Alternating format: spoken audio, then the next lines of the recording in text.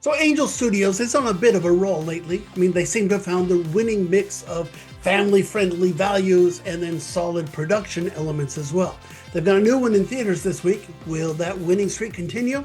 Hey everybody, I'm Sean McBride, the movie guy, and today let's talk about truth and treason. Hitler's twisting the truth beyond recognition. Straight off the wire, we report the truth, not the propaganda spoon-fed to you by your leaders. Hitler! Gestapo terror must not remain unatoned. Truth and Treason is set in Germany in 1941. It's the story of four teenage boys, friends from church, who suddenly find the horrors of Germany in the war years encroaching on their young lives. Things start to ramp up when their bishop posts a "No Jews Allowed" sign on the front doors of the church, and then things go really far when one of their friends, who is beaten and taken away to a concentration camp simply because his mother was Jewish. So the movie ultimately focuses in on Helmuth, who's played by Ewan Horitz. He is incensed by how the Nazis treated his friend. He's a talented writer, so he starts typing out these little cards where he denounces Hitler, and he and his other two friends start posting them around town. And quickly, some Gestapo officers begin looking for the writer of these treasonous little pamphlets. So this is based on a true story, and it's notable that Helmuth was only 16 at the time. Nevertheless, the Gestapo found him, they convicted him, and they beheaded him. He was just a teenager. And I think that helps this movie because our innate parental sensibilities kind of kick in.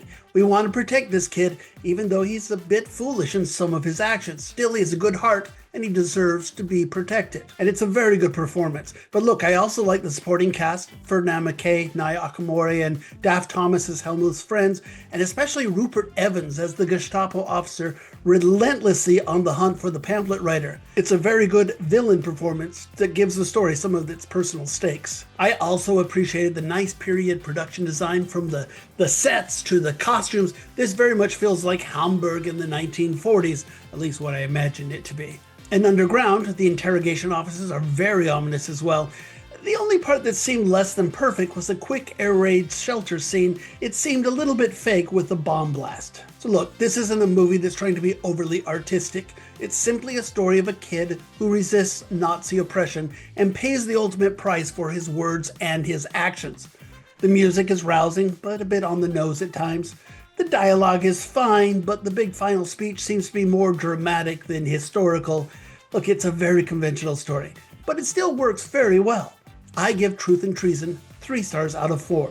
I find it funny that these kids, they're Mormon kids living in Germany, and there's a scene in the beginning where the bishop stands up and says, "I'd like to welcome you to Sunday service," and it seems like the most straight-laced thing in the world, and then he ends his speech by doing the Heil Hitler Nazi salute here. That's not what I remember from Sunday school, but I found it very funny. But hey, what did you think about the treatment of religion? Angel Films always has a little bit of faith in that, but they've never really dealt with Mormonism before.